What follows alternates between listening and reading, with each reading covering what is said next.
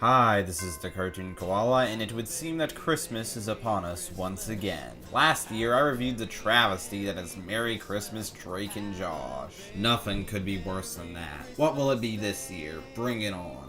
Yeah, still better. But did it have to be one that'll still get me flagged by Viacom? Dora the Explorer needs no introduction, so I won't give it one. It had its very own Christmas Carol retelling, because of course it did. Every popular franchise needs one. The double-length episode Dora's Christmas Carol Adventure, Season 5, Episode 15, which was released on DVD in 2009 on November 3rd, before making its TV premiere on Nickelodeon at 8 p.m. on December 6th. It's actually the show's second and final Christmas special after the standard length Season 2, Episode 16, A Present for Santa, which aired in 2002. Most people hate Dora, but this episode in particular I remember watching a lot as a kid, so let's see how it holds up.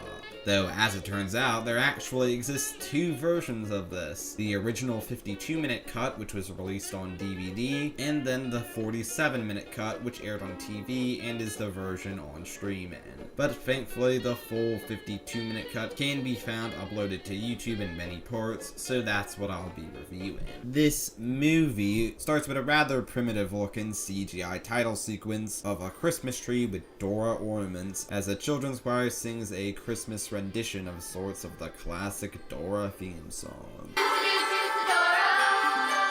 Then we cut to Santa's workshop? Yes, our framing device is Santa telling this tale to us from a book while surrounded by his disturbingly childlike elves. So I guess this version of Santa uses child labor. He also rather inexplicably speaks entirely in rhyme and assures us that there are way more than twice as many nice children this year as there are naughty ones who know the true meaning of Christmas. I am skeptical towards that idea, but to be fair, both of these lists look far too small to include all 2 billion of the children in the world. And he also assures us that we're on the nice list this year. Thanks, I guess. The whole point of this is so Santa can introduce the actual story, and is rather pointless. We start in the forest, where Dora and all her animal friends are having a Christmas Eve, or Noche Buena party, as they call it, notably with no adult supervision, unless you count the big red chicken, who I would certainly not trust to supervise children, and is also in the nude, minus a hat. Meanwhile, everyone else is all dressed up, though Boots and Tico could still not be bothered to wear pants, or even a shirt in Tico's case. And because it's Dora, of course, they can't just talk about it, they have to sing about it. Though I'm not gonna complain much because this song actually isn't that bad. There's a party going on, it's Noche Buena.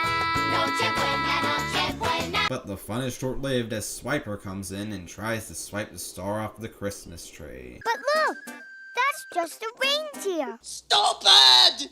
You're so stupid! In the process, Swiper nearly ruins their Christmas party, but luckily Santa shows up at the last minute. The star just kind of rotates in the air before it floats to us, and Dora tells us to Throw it back!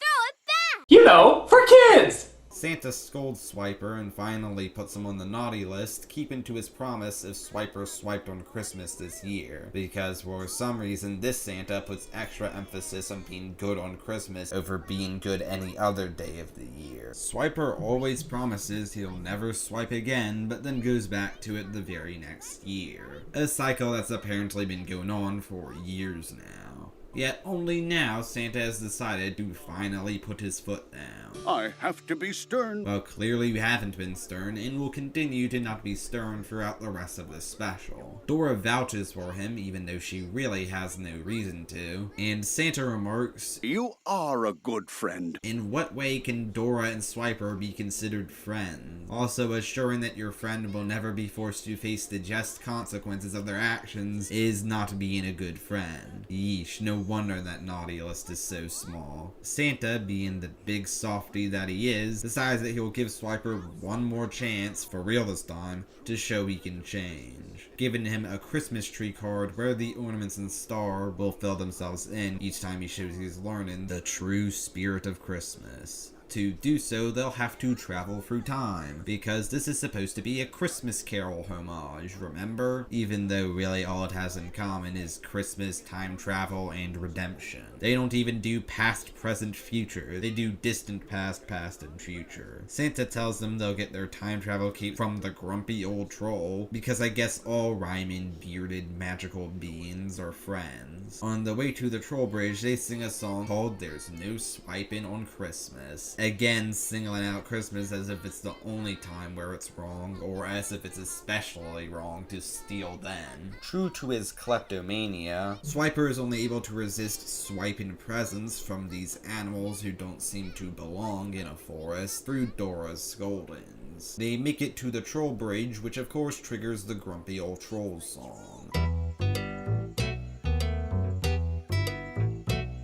And before he can give them their capes, of course they first must solve 3 easy Christmas riddles. And look, even we get our own magical, mystical time travel cape. Dora forces Swiper to ask how to activate the capes, something he neglected to mention until now. And of course it involves a song and dance, which they sing 4 times in the episode, but is at least mercifully short. For whatever reason, when they go back in time, no more than 5 years, the grumpy old troll is a child. I guess trolls just age much faster than all these animals. And weirdly enough, Dora and Swiper turn out to be the ones who gave him the idea to let people cross his bridge if they solved his riddles. Maybe you should let people go over if they answer a riddle. We get a repeat of the No Swiping on Christmas song, with Swiper seeming to already learned his lesson, resisting the temptation to swipe the presents from another series of animals that don't really feel like they belong in the forest, minus the squirrel, I guess. Wait, why is there this random normal squirrel in the forest? Meanwhile, Tico is an Anthro Spanish-speaking vehicular master with a vest. And wait a minute, why does Tico drive any vehicles at all if he's supposed to be 5 years old? Maybe laws are different for squirrels. Either way, we definitely didn't need to hear this song twice, but at least Swiper gets his first ornament.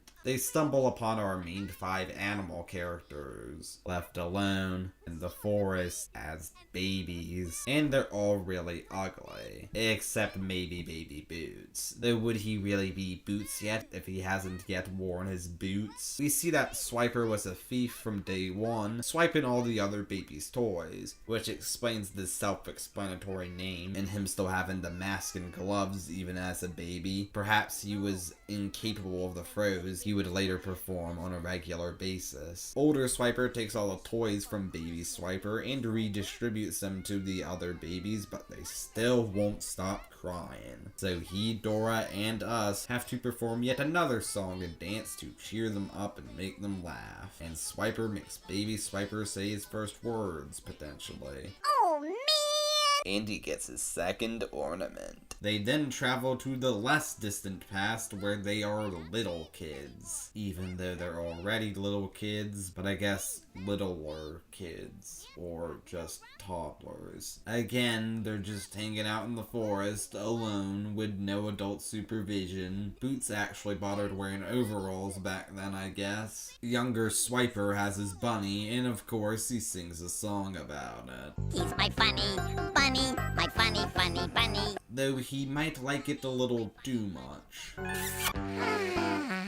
And I guess this was around the time Swiper either perfected his throws or decided he'd rather just toss the things he swipes aside and be even more of an annoying prick than if he just kept the stuff he swipes. So Swiper retrieves their presents with help from us and gives them back, which for some reason doesn't confuse the heck out of the toddlers, and gets them his third ornament. They travel to the future where they're big kids, and Dora meets her older self, who looks noticeably different from how she looks when they made Dora all grown up. And for some reason, when everyone else is a big kid, Swiper is an old man. Probably just so they can more closely resemble the supposed source material. And Swiper stopped listening to Swiper No Swiping after he got on the naughty list. And in his old age, Swiper decided again to actually keep the stuff he steals. Maybe he became too weak in his old age to pull off those impressive throws. And because of this, Dora and friends just stopped having their Christmas party, and old Swiper keeps Swiper's time travel cape, so they're not yet able to go home. But not to worry, as all of Dora's friends are ready to help Dora, and Swiper save Christmas. And hey, look, Boots actually decided to start wearing clothes again, and so did Issa. But I guess they still couldn't convince Benny to slip into some pants, or Tico to wear more than just a vest. And I'm just gonna ignore the obvious holes created by this time travel plot. Clearly it was all part of Santa's plan. We get to hear a duet of the Map song between Young Map and Old Map, meaning that the Map will indeed die one day. And look, even the little musical trio has noticeably aged. And we find out that old Swiper lives in a castle. How did he obtain this castle? They follow a trail of discarded wrapping paper, which if they stopped having Christmas parties because of Swiper's constant swiping, it begs the question why they would still give presents for Swiper to swipe. On the way, they pick up the wrapping paper to recycle it with another song. I'm so excited!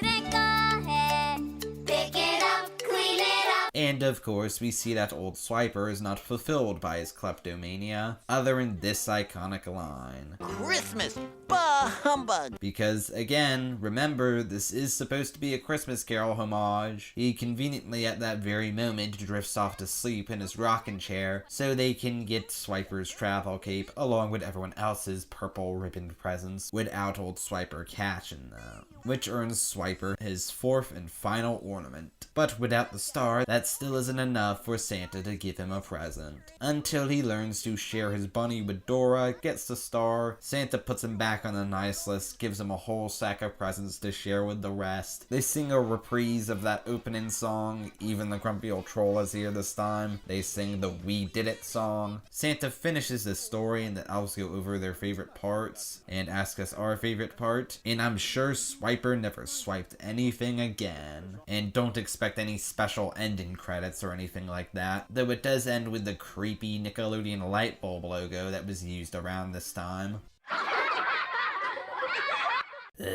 Well, that was Dora's Christmas Carol Adventure, and it was not as bad as you'd expect. Yeah, its messaging is as subtle as you'd expect, and some of its messaging is actually kind of questionable. It has plenty of plot holes, tries to cram in as many songs as possible. The animation is stilted and lifeless, the characters are one-dimensional, and it has almost nothing to do with its supposed source material, but it actually had a story at least, even if it's a bit formulaic, and some of the songs weren't that bad, and it doesn't drag nearly as much as other movies I've reviewed. I don't hate this like other movies. This is probably as good as a Dora Christmas special could be.